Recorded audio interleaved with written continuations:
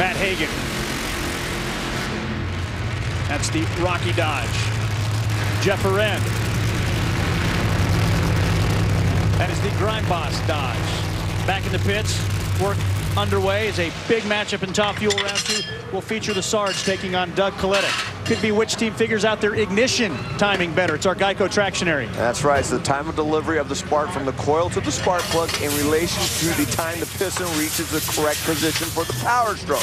Now, in a fuel car, that means in a 360-degree circle, that piston is about 60 degrees from the top, and they fire that spark plug. To put that in perspective, your passenger car is usually about 15 degrees for the top. So that allows the fuel team, crew chiefs, to really make a lot of adjustments, and it's probably the #1 adjustment they use to regulate the power application at a given point on the racetrack.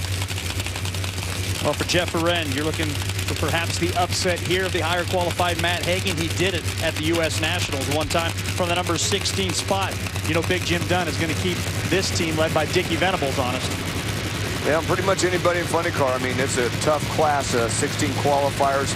Anyone can win, especially as finicky as these cars are. But Matt Hagan right now has a race car that looks like the old Matt Hagan. It's going down the racetrack, making good runs.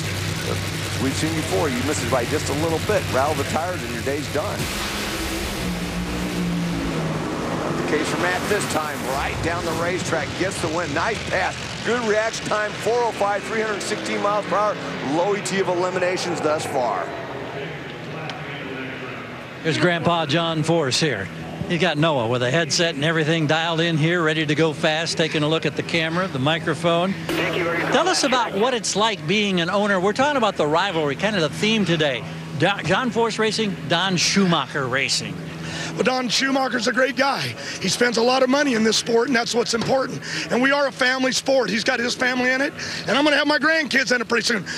Noah's working with me. Jacob's watching the team, making sure they got everything right. And Autumn's in the stands. We're in Robert's car with a new sponsor's kid. So we work it. This is what racing's all about, and I'm a happy man. But you know what was really cool? Brittany going out there this morning. Yeah, Courtney got beat, but Brittany ran that 75 against a powerhouse team, and she's fighting to stay in that top 10. And man, my energy just jumped up, and my grandkids were yelling, "Life is good. Thank you for the TV." See you, Noah. And Steve Torrance's pit